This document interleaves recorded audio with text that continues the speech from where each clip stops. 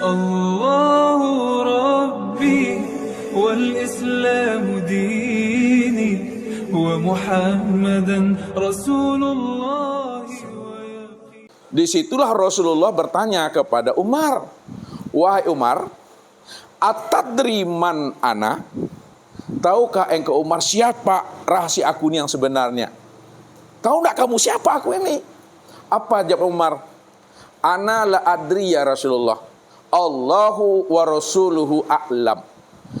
Hanya Allah dan Rasulnya sajalah yang maha tahu ya Rasulullah. Ketika itulah Rasulullah menjelaskan kepada Umar, wahai Umar, ana Ahmad Bilal min. Ana Ahmad Bilamin. Kalaulah Ahmad tidak ada huruf mimnya, apa bacanya Bapak Ibu? Ahad. Ahmad kalau tidak ada huruf mimnya disebut bacanya adalah ahad. Ahad itu apa artinya? Esa satu. Kalaulah ahad itu maknanya adalah esa dan satu, siapa yang esa dan satu itu? Adalah Allah. Maka disitulah Rasul katakan, wahai Umar, man ro'ani faqad ro'aul haq. Wahai Umar, kalau kamu sudah bisa memandang dan menilik diriku ini, asal usul diriku, kejadian diriku, sudah sama kamu melihat akan Tuhan. Maksudnya, wahai Umar, kalau kamu sudah bisa memandang Nur Muhammad itu sudah jadi batang tubuhku, Nur Muhammad itu sudah jadi ruhku, bahwa Nur Muhammad itu benar-benar sudah nyata pada tubuh dan ruhku, sedangkan Nur Muhammad itu tiada lain nyatanya diri Allah. Ketika itulah kamu mampu memandang akan Allah itu pada diriku. Itu maknanya, kalaulah Bapak Ibu sudah mampu mengenal dan memahami Nur Muhammad sudah nyata pada diri Bapak Ibu, maka disitulah Bapak Ibu mampu mengenal dan menyaksikan Allah pada diri sendiri dalam satu wujud, satu rupa, satu nama, satu rahasia pada diri. Jadi melihat dan menyaksikan Allah itu pada diri sendiri, dalam satu wujud pada diri sendiri. Maka kenalilah diri kita yang sebenar-benarnya. Kalau kita sudah mengenali diri kita sebenar-benarnya, itu tiada lain adalah Nur Muhammad, dan Nur Muhammad itu tiada lain adalah rahasia Allah. Rahasia Allah itu tiada lain adalah diri Allah. Disitulah sempurnanya memandang akan nyatanya rupa Allah itu pada diri sendiri. Pada saat itulah Bapak Ibu mudah memahami, mengingat akan diri Allah itu. Disitulah letaknya, cukup disadari sesadar-sadarnya bahwa diri Bapak Ibu inilah wujud nyatanya diri Allah itu. Jadi ketika Bapak Ibu amalkan dalam sholat, tidak perlu Bapak Ibu lagi membayang-bayangkan Allah. Tak lagi Bapak Ibu mengingat-ingat Allah. Semakin diingat, makin jauh dia. Semakin bayang-bayangkan, semakin menghilang dia. Ya. Jadi kalau tidak dibayangkan, tidak diingat-ingat, lalu bagaimana memahaminya? Cukup Bapak Ibu menyadari dan menikmati saja. Kalau dalam sholat, kalau kita sudah paham inilah nyata wujud dirinya, maka siapa yang sholat sebenarnya? Nah, itulah gitu. Apa kata Allah? Karena dirimu tidak ada yang ada hanya aku. Kata Allah, kif ya Muhammad, ana rabbaka usolli. Kif ya Muhammad, ana rabbaka usolli.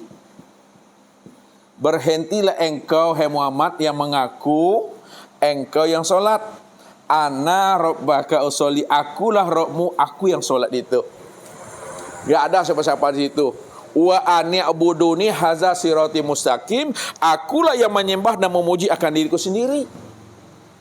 Ketika itulah kita tadi menyadari sesadar-sadarnya bahwa yang berdiri itu hanya Dia. Inilah makna berdiri tegak betul. Nah, kalau berdiri tidak berdiri nih Bapak Ibu, ini berdiri namanya. Tegak betul itu itikad. Apa makna itikad itu? Siapa sebenar-benarnya yang berdiri ini? Yang berdiri itu adalah si wujud. Yang berdiri itu adalah si sama, si basar, si kalam, si ilmu, si kudrat, si iradat, si ayat. Siapa si wujud, si sama, si basar, si kalam, si ilmu, si kudrat, si iradat? Itu tiada lain adalah aku, kata Allah. Pada saat itu wajah hadapnya ke tempat sujud. Nah, ini nih kiblat wajah. Nah, kiblat itu artinya arah. Kiblat wajah ke tempat sujud. Kiblat dada ke Ka'batullah. Mulut membaca surat, telinga mendengarkan bacaan surat. Akal pikir mengawasi dan mengontrol apa yang dibaca oleh mulut dan apa yang didengar oleh telinga. Sedangkan hati sudah hadir menyaksikan Allah pada diri sendiri. Bahwa diri sendiri inilah wujud nyatanya akan diri Allah itu. Sedangkan perasaan Bapak Ibu sudah menikmati bahwa dialah yang menikmati akan perbuatan dirinya sendiri dengan kelakuan dirinya sendiri.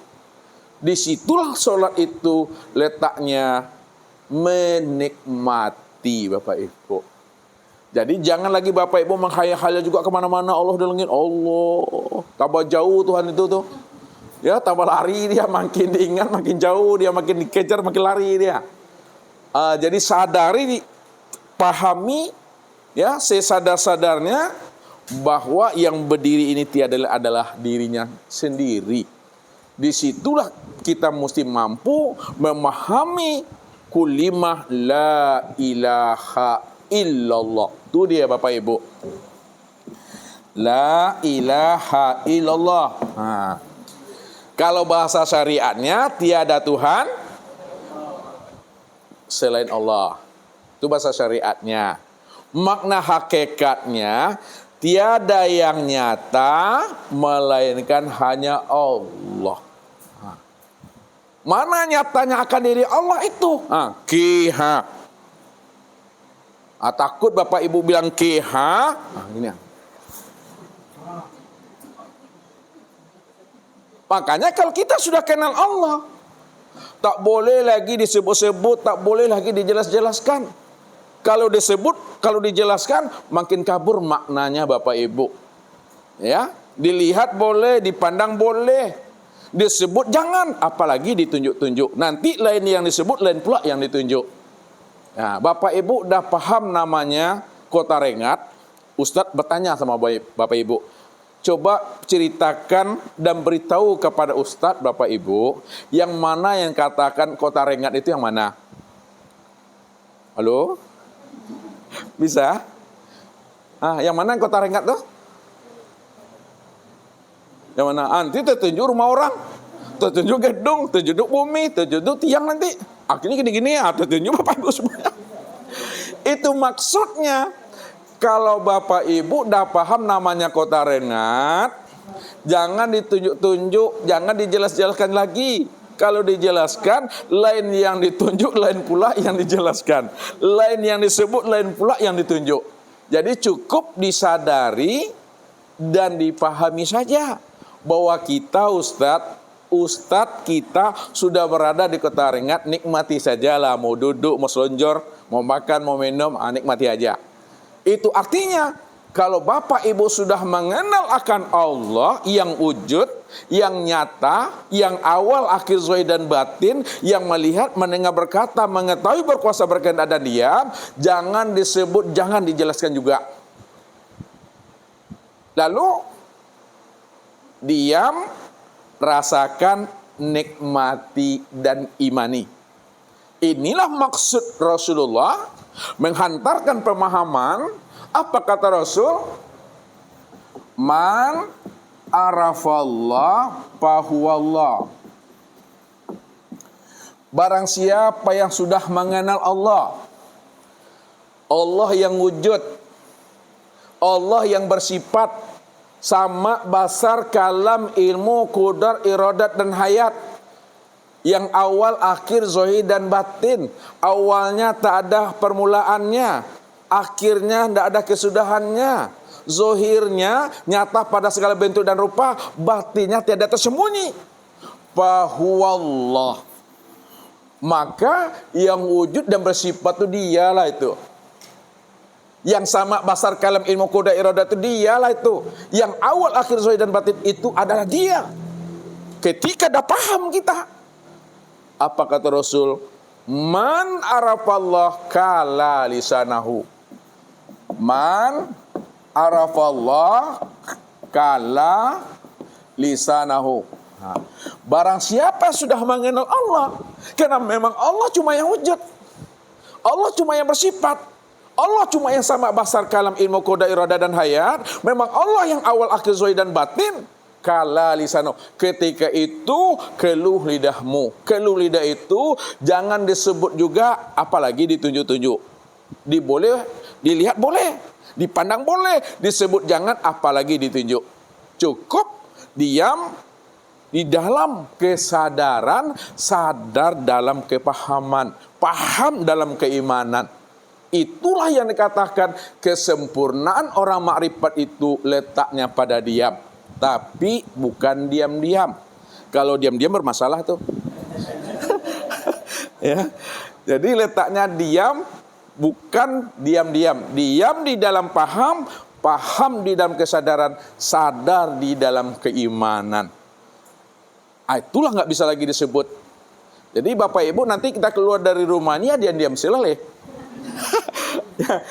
Jadi tetap berkata, tetap berbicara, tetap panggil abang, panggil suami, panggil bini, panggil adik, panggil udah, panggil anak cucu menantu.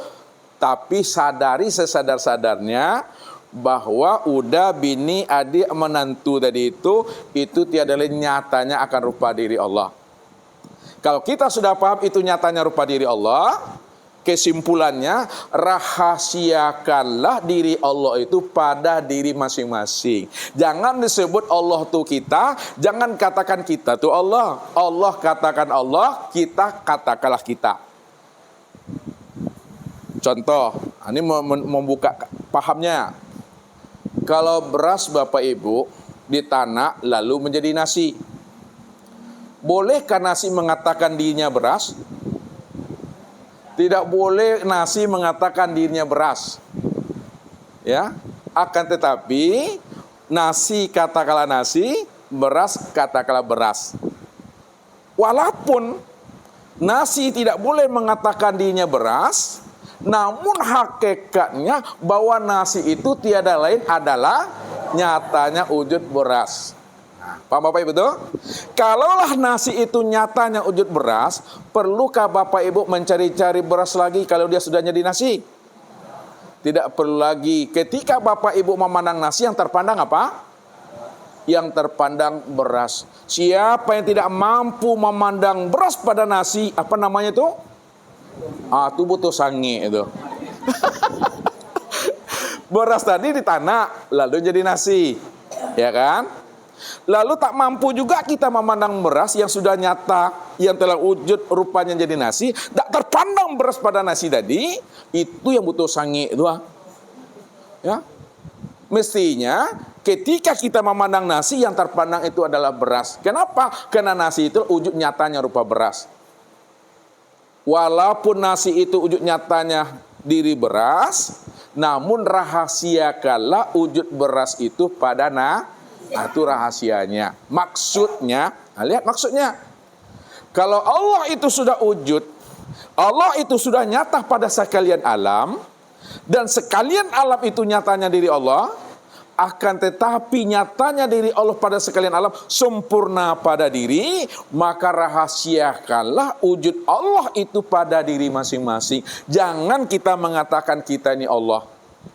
Kita bilang kita, Allah bilanglah Allah. Allah katakan Allah, manusia katakan manusia. Walaupun kita katakan kita ini manusia, namun hakikatnya manusia itulah nyatanya akan rupa diri Allah itu. Situ letaknya rahasianya itu. Ini memahami rahasianya. Jadi cara memandangnya, lihat. Kita latih pandangan zohir, lalu kita tilik dalam pandangan basyirah. Pandangan zohir nampak manusianya. Pandangan zohir nampak manusianya. Nampak ayah, nampak ibu, nampak anak, nampak menantu. Pandangan hati tampak Allahnya. Oleh karena itu, dalam pandangan hati, hendaklah senantiasa pandang Allahnya apa yang dilihat oleh mata. Apa yang dipandang oleh mata, itulah wujud nyatanya dari Allah itu yang sebenar-benarnya. Jadi kalau orang hakikat, dia memandang Allah pada segala yang ada. Tapi kalau orang syariat tak mampu memandang Allah, yang nampak tuh ayah ibu, alam dan sesuatu. Itu bedanya tuh. Jadi jangan sampai kita ini dikatakan orang yang buta. Buta menurut Allah adalah butanya hati. Butanya hati maksudnya orang yang tidak mengenal akan diri Allah. Makanya Allah selalu bertanya kepada kita.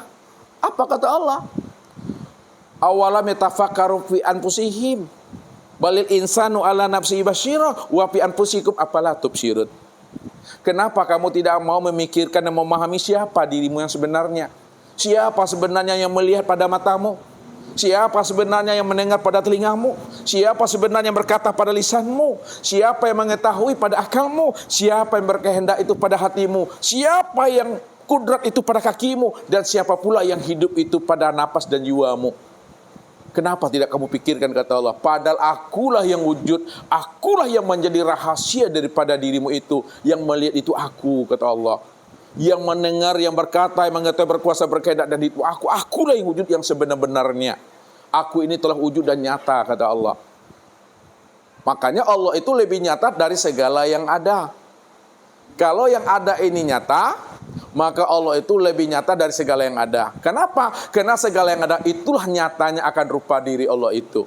Oleh karena itu Bapak Ibu, tidak ada satupun alam, tidak ada satupun sesuatu yang mampu menutupi akan rahasia diri Allah.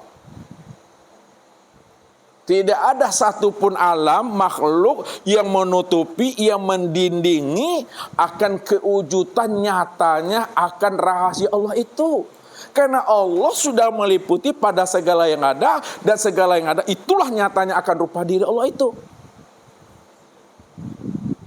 Kalau Allah sudah meliputi pada segala yang ada, maka itu artinya yang terpandang itu hanya Allah semata-mata. Itulah pandangan yang putus. Itulah pandangan yang makrifat. Kalau kita sudah bisa memandang Allah pada segala yang ada, akan zahirlah namanya sifat yang rahmatan fil alamin. Tidak ada kata-kata ayam, kata-kata kucing lagi sama anak, sama cucu, sama menantu, itu tidak ada lagi. Ya, semuanya dari Allah, bagi Allah, dan untuk Allah. Jadi siapa yang tidak mampu memandang Allah pada anak, pada cucu dan menantu, kadang-kadang tak bilang tuh kucing, ayam, itu bilang tadi itu. Ya. Kalau kita sudah mengenal Allah, insya Allah membuat rahmatan lil alamin, Bapak Ibu. Itulah gunanya mengaji ilmu ma'rifat. Itulah perlunya kita mengkaji tauhid. Rupanya Allah yang kita cari selama ini itu tiada lain adalah diri sendiri, karena diri sendiri inilah wujud nyatanya diri Allah itu. Ibarat senter Bapak Ibu, ya. Kalau Allah itu terang wujud nyata, Bapak Ibu cari dengan senter nih matanya, cari. Kemana Bapak Ibu cari, ke gua-gua, ke lubang-lubang semut akan jumpa. Tapi ketika kepala senter ini diarahkan ke sini, baru kaget awak, rupanya diri yang dicari diri sendiri. Ini kiasnya untuk mencari dan menemui Allah itu, cari dan temuilah pada diri sendiri. Kenalilah diri yang sebenarnya. Ya. Kenapa? Karena kita mencari dan menemui Allah pada diri sendiri itu, jawabannya sama seperti membuka kulit bawang, ibu-ibu. Ibu-ibu kan pernah membuka kulit bawang kan? Lihat, kalaulah sekiranya ini bawang, nih, kita buka kulitnya tujuannya kita ingin mendapat bawang. Pas dibuka, Kata kita bawang, rupanya kulitnya juga baru. Dibuka lagi, rupanya masih kulit. Dibuka lagi juga kulit. Sampai habis kulitnya, bawangnya nggak pernah berjumpa. Apa yang dapat di situ? Apa yang dijumpai di situ? Baunya aja lagi Bapak Ibu. Biarkanlah nggak 5 menit, 10 menit baunya itu pun hilang. Lalu yang mana yang bawang itu? Bawang itu adalah yang hampa yang kosong itu. Yang hampa itulah yang dia tuh. Karena dia berwujud, maka begitu bentuk wujudnya, itulah namanya bawang. Pemahamannya, karena Allah itu ya sudah wujud dan nyata pada sekalian alam, maka sekalian alam inilah disebut namanya rahasia wujud Allah. Ini Bapak Ibu ya, sekalian alam ini rahasia wujud diri Allah. Kalau begini rahasia wujud Allah itu, begini bentuk dan rupanya apa namanya nih? Kalau begini bentuk rahasia wujud Allah, apa namanya? Kalau begini nyatanya rahasia wujud Allah, apa namanya? Papan tulis. Kalau begini bentuk rahasia diri Allah, apa sebutannya? Insan ya. Kalau begini bentuk rahasia diri Allah yang nyata pada insan, begini, ini namanya Pak Haji Zainuddin namanya. Rupanya nama Allah yang ke-100 itulah yang nyata pada insan. Insan itu ada namanya Pak Haji Zainuddin. Maka Pak Haji Zainuddin itu, nama Pak Haji Zainuddin, nama yang ke-101 daripada rahasia diri Allah itu. Pahami itu. Kalau udah kenal kita diri kita, insya Allah Bapak Ibu. Kalau Bapak Ibu mati malam ini, insya Allah matinya tidak membangkai itu. Insya Allah matinya tidak membelatung. Insya Allah matinya tidak hancur. Insya Allah matinya tidak membusuk. Tapi kalau Bapak Ibu tidak mau mengenali siapa diri Bapak Ibu, mati kita, jangan tunggu sehari, 1 jam aja udah bau dia. Karena baunya manusia itu lebih bau daripada bangkai hewan ternak. Apa sebabnya baunya manusia ini lebih busuk daripada bangkainya hewan ternak? Karena apa yang dimakan oleh hewan ternak itu juga kita makan. Buktinya, harimau makannya apa? Daging. Makanan harimau dimakan oleh manusia. Kucing apa makanannya? Ikan. Makanan kucing juga dimakan oleh manusia. Ayam apa makanannya? Beras. Makanan ayam juga dimakan oleh manusia. Kambing apa makanannya? Makanan kambing juga dimakan oleh manusia. Makanya kalau manusia mati lebih busuk daripada bangkainya harimau, bangkai kucing, bangkai ayam, bangkai kambing. Beda dengan kucing air. Karena inilah yang katakan manusia yang tidak mengenal Allah, inilah manusia yang omnivora, pemakan segala-galanya itu. Ini yang mesti dipahami. Makanya jangan kita pisahkan diri kita dengan Nur Muhammad ini. Apa kata Rasul? Innallaha harrama 'alal ardi ayyakula ajsadal anbiya. Allah akan haramkan bumi ini. Bumi tidak akan mau memakan batang tubuh Bapak Ibu ini. Kalau Bapak Ibu sudah mengenali akan Nur Muhammad itu. Jadi Nur Muhammad itu sudah jadi batang tubuh kita. Nur Muhammad itu sudah menjadi ruh kita. Kalau diri kita adalah asalnya pada Nur Muhammad, bumi juga asalnya Nur Muhammad, maka bumi tidak akan pernah mau memakan yang namanya Nur Muhammad ini. Inilah matinya orang hakikat itu, dia tidak hancur. Dia tidak membusuk, utuh, harum, tapi tidak jadi jenglot dia. Kalau matinya orang tarikat itu mengering badannya, menyusut kayak ikan salai. Ikan salai itu ikan yang dikariangkan tuh menyusut, mengariang badannya. Ya, itu mati orang tarikat tuh. Tapi kalau matinya orang syariat, hancur, membusuk, membangkai dia. Ya, karena dia hanya memahami inna lillahi wa inna ilaihi raji'un. Datang dari Allah, kembali kepada Allah. Benar tuh maknanya. Tapi kenyataannya datang dari Allah benar, kembalinya kembali kepada tanah. Padahal katanya tadi datang dari Allah, kembali kepada Allah. Ini datang dari Allahnya benar, tapi kembalinya tidak kepada Allah. Kemana kembalinya? Kembalinya ke tanah itu, tuh. Kalau orang makrifat matinya seperti burung di dalam sangkar, burungnya lepas, sangkatnya pun lesap dia. Kuburnya tidak lagi di bumi, tapi udah di langit dah. Apakah Bapak Ibu mengaji tauhid untuk itu? Nah, kalau Bapak Ibu mengaji ilmu tauhid supaya tidak hancur, supaya tidak membusuk, supaya tidak mengering, supaya hilang, maka itu juga tipu daya sebenarnya. Makanya hijabnya orang makrifat, pada saat dia menilik dan menyentar ke dalam dirinya, ketika itu telah ada dirinya, situlah hijab itu yang sebenarnya. Usai ulang lagi, hijabnya orang makrifat adalah hijab yang paling halus, sehalus kulit bawang. Di mana letaknya hijab orang makrifat itu lebih halus kulit bawang. Ketika dia menyenter-nyenter ke dalam dirinya, aku ini udah makrifat atau belum ya? Kalau aku udah makrifat, tentu aku wali Allah. Kalau aku ini wali Allah, tentu aku ada karomahnya. Lalu apa karomah aku? Itu udah ada diri itu. Ketika itulah dikatakan oleh Rasul, wujuduka dzanbun, adanya pengakuan wujud dirimu, disitulah dirimu itu dosa itu. Oleh karena itu Bapak Ibu, orang makrifat tidak pernah mengatakan dirinya makrifat. Orang yang tidak pernah mengatakan dirinya makrifat juga belum tentu makrifat. Orang yang kenal Allah tidak pernah dia mengatakan dia kenal Allah. Dan orang yang tidak pernah mengatakan dia kenal Allah juga belum tentu kenal Allah. Orang kasab tak pernah mengatakan dirinya kasab. Dan orang yang tidak pernah mengatakan dirinya kasab juga belum tentu kasab. Maka ilmu ini tidak ada ilmu mengaku-ngaku apalagi jadi-jadi. Jadi jangan Bapak Ibu mengaji ilmu makrifat itu ingin jadi wali. Bapak Ibu sudah lama jadi wali, udah bertahun-tahun, itulah wali murid. Ya, maka cukuplah Allah menjadi wali bagi diri Bapak Ibu, selamatlah kita itu. Ya, saya ulang lagi. Cukuplah Allah menjadi wali bagi diri kita ini, selamatlah kita ini. Makanya jangan ingin jadi wali juga lagi.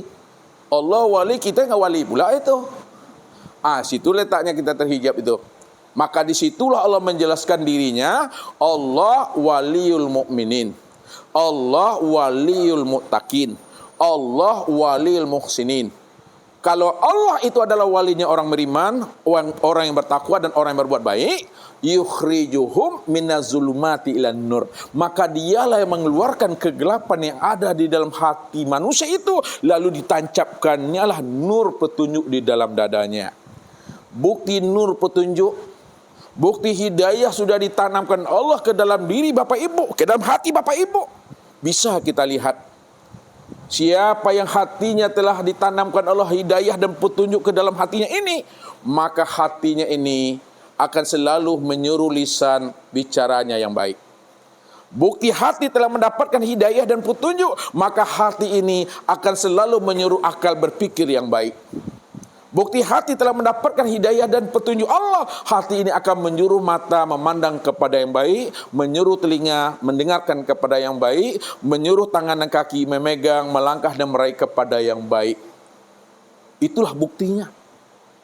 Makanya Allah bilang, wa may yu'min billahi yahdi qalbahu yahdillahu linurihi may yasha.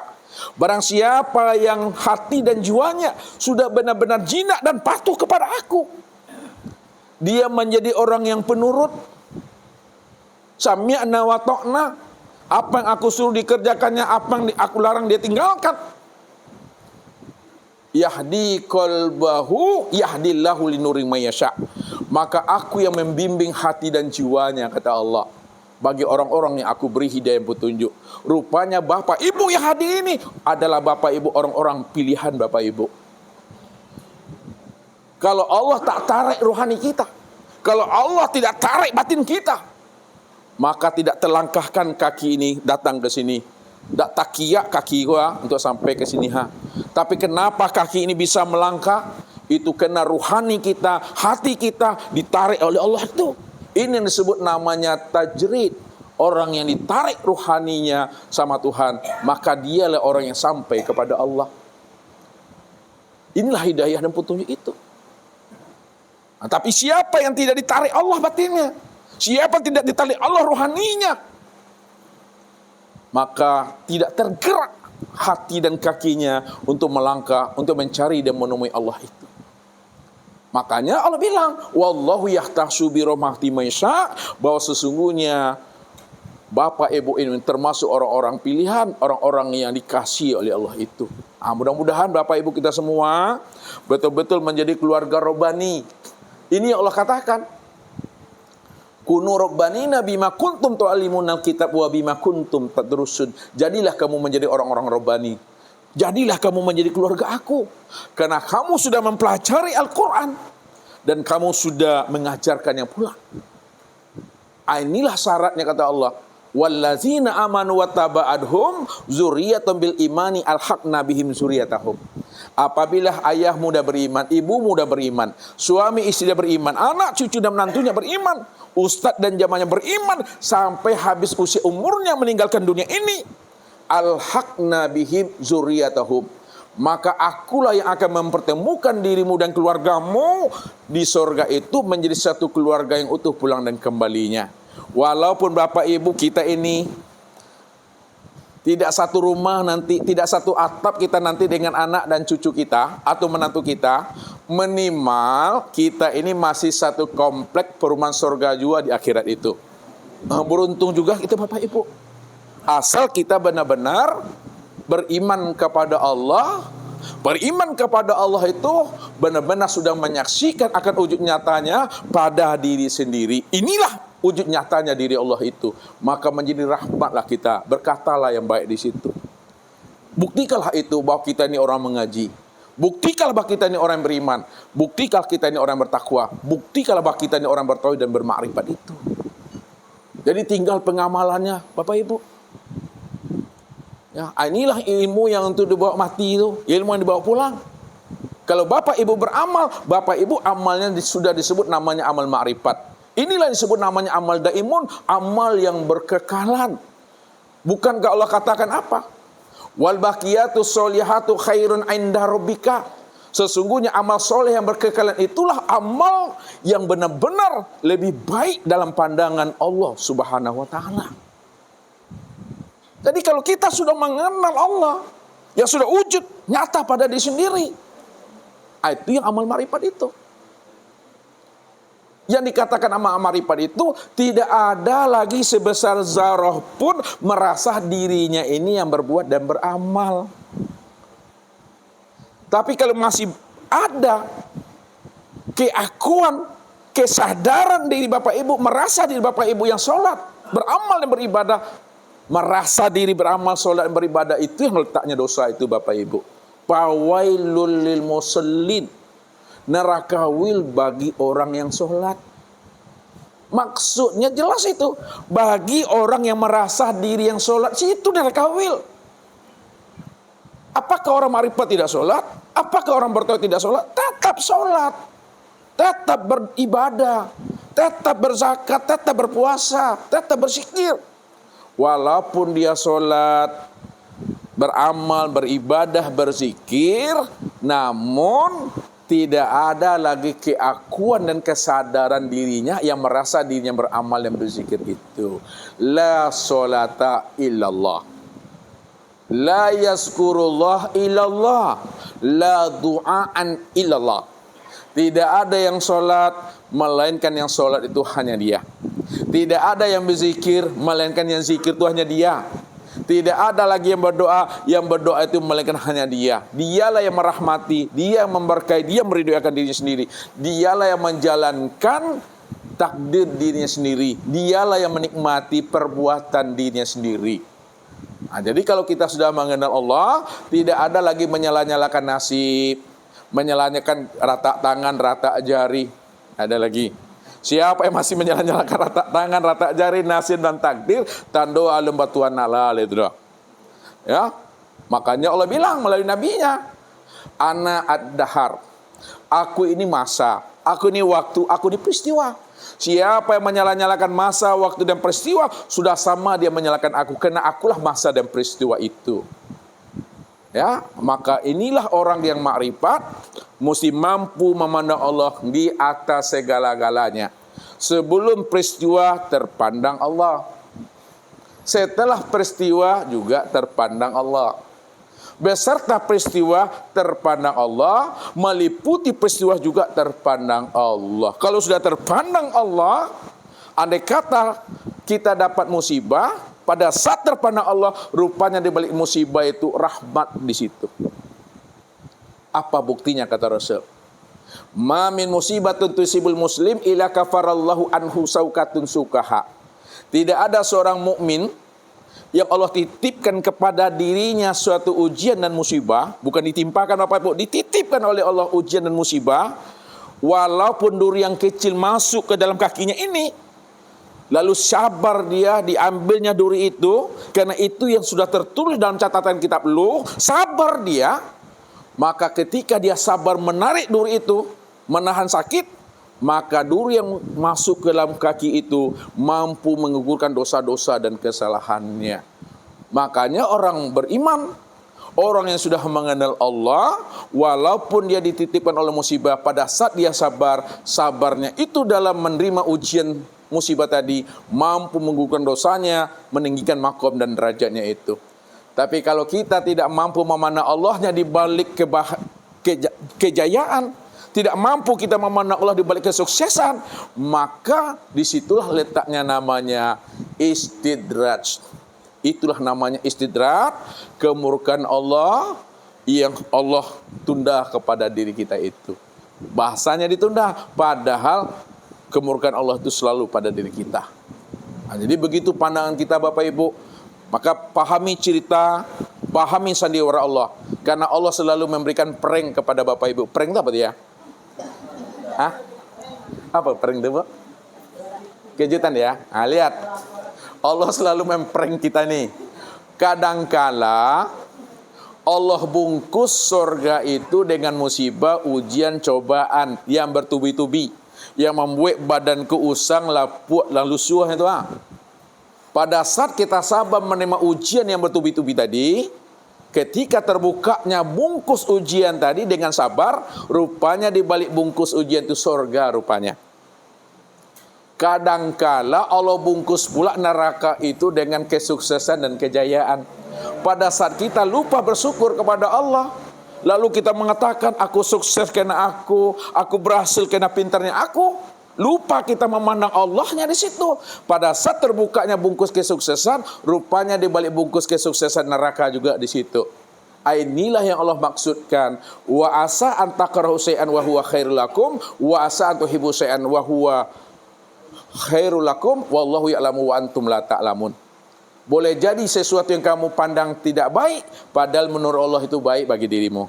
Sesuatu yang baik dalam pandangan kita, padahal menurut Allah itu tak baik bagi dirimu. Apa sebabnya? Wallahu ya'lamu wa antum la ta'lamun. Karena aku adalah Allah yang maha tahu, kamu hambaku jangan sok tahu, kata Allah. Jangan kamu lebih tua sehari daripada aku.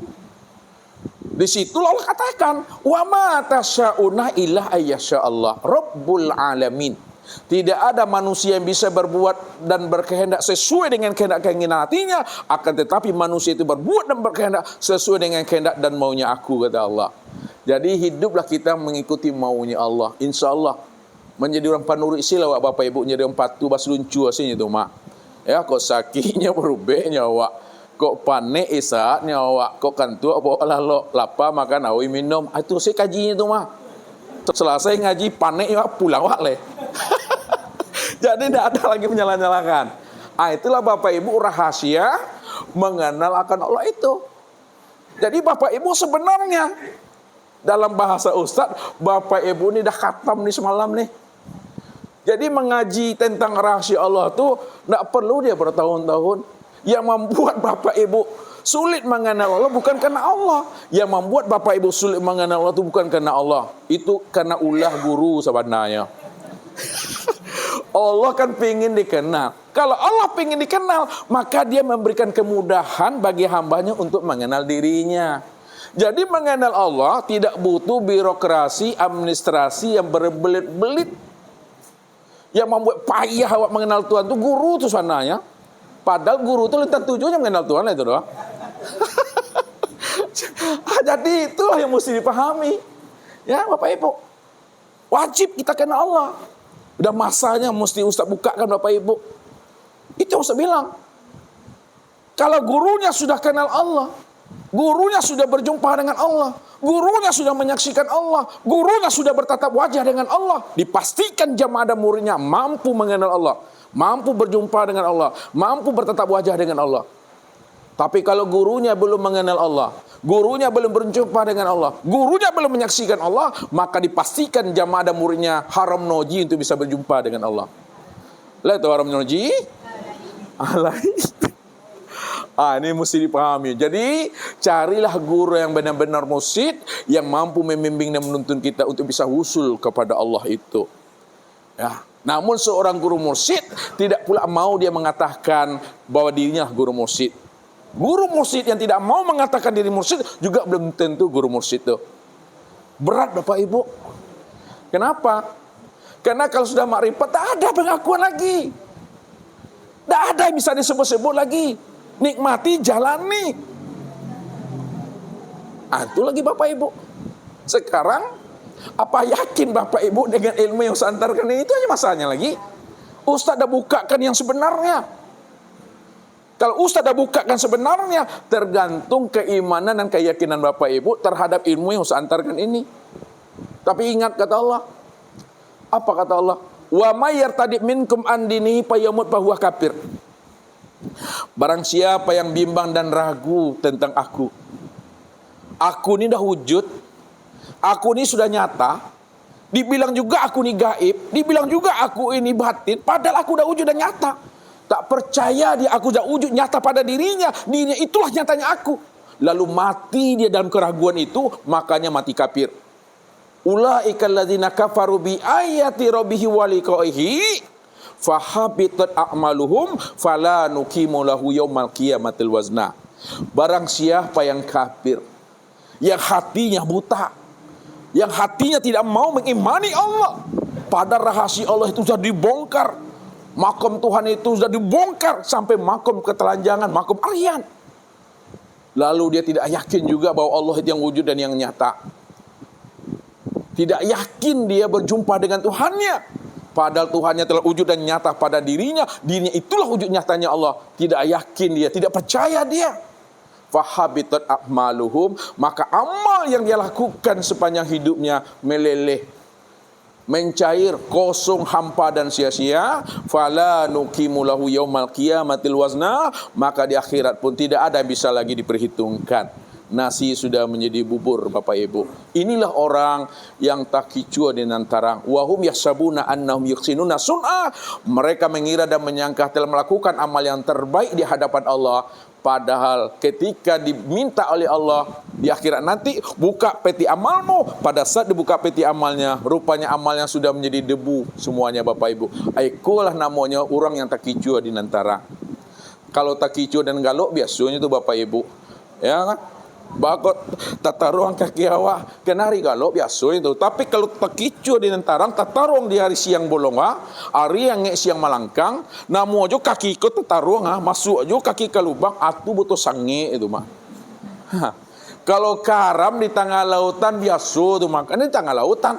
Tapi kalau karam di tepi lautan bedo mana nyawa tuh. Ya, jadi jangan kita mau tertipu di nantarang ya. Oleh karena itu kenalilah tahwilnya Allah, kenalilah tajalinya Allah, kenalilah penyamaran Allah. Jangan Bapak Ibu hanya mampu memandang Allah ketika pakai kopiah, pakai sorban, pakai tasbih, bawa tongkat, balu ketika pakai menjanji, ketika kikik-kikik, mereka minta piti jalan tak pandang Allah ledo. Jadi memandang Allah itu betul-betul sempurna, memandangnya itu zahir dan batin. Kalau tidak, awak yang tertipu. Sebagai penutup, penutup kajiannya aku pun dah panik nih Apa kata Allah? Nanti di akhirat Bapak Ibu, ada seorang pemuda, dia memanggil-manggil nama Tuhannya. Lalu ketika itu Tuhannya itu cuek Bapak Ibu. Allah ogah tak mau menyahut panggilan hambanya. Ketika itulah pemuda tadi protes dengan Allah. Ya Allah, aku dah panggil dirimu ya Allah, tapi kenapa dirimu ya Allah cuek dengan aku ya Allah? Kamu tak peduli dengan aku ya Allah. Apa kata Allah? Waktu kamu hidup di dunia, kamu juga tak peduli dengan aku. Kamu juga cuek dengan aku. Karena manusia ini suka membangkang, Bapak Ibu, membantah, agak memadah gitu ya. Kecil anak muda tadi, ya Allah, apa buktinya bahwa aku ini tidak peduli dengan dirimu ya Allah? Coba buktikan ya Allah. Minta bukti lagi. Coba buktikan ya Allah bahwa aku ini tidak peduli dengan dirimu ya Allah. Buktinya kata Allah, ketika aku lapar, engkau tak pernah beri aku makan. Ketika aku sakit, engkau tak pernah kunjungi dan lihat aku. Lalu apa kata anak muda tadi? Bagaimana mungkin engkau lapar ya Allah, lalu aku beri engkau makan, padahal engkau maha pemberi rezeki. Bagaimana mungkin engkau sakit ya Allah, padahal engkau maha pemberi penyembuh. Apa kata Allah? Ketika ada tetanggamu yang lapar, sebenarnya lapar itu aku, tapi engkau tak pernah beri aku makan. Ketika ada tetanggamu yang sakit, sebenarnya sakit itu aku, tapi engkau tak pernah lihat kunjungi aku. Barulah di situ Allah katakan, siapa rahasia tetangga yang lapar dan sakit itu? Al-insanu siri wa ana sirruhu. Insan yang lapar, insan yang sakit itu adalah rahasia aku dan akulah rahasianya yang sebenarnya. Ketika itulah pemuda tadi baru ngango, Bapak Ibu. Dia tahu ngango, gak bisa protes lagi itu. Makanya orang yang sudah makrifat kepada Allah, insya Allah hidupnya membawa sifat rahmatan fil alamin dan rahmatan lil alamin. Mungkin itu saja Bapak Ibu yang dirahmati Allah. Mudah-mudahan Bapak Ibu walaupun dengan waktu yang sangat pendek dan singkat ini, mudah-mudahan Bapak Ibu diberikan Allah kemudahan dan kepahaman untuk mengenal akan dirinya yang telah wujud dan nyata pada diri kita sendiri. Billahi taufiq wal hidayah. Wassalamualaikum warahmatullahi wabarakatuh. Allahu Rabbi wal Islamu dini wa Muhammadan Rasulullah.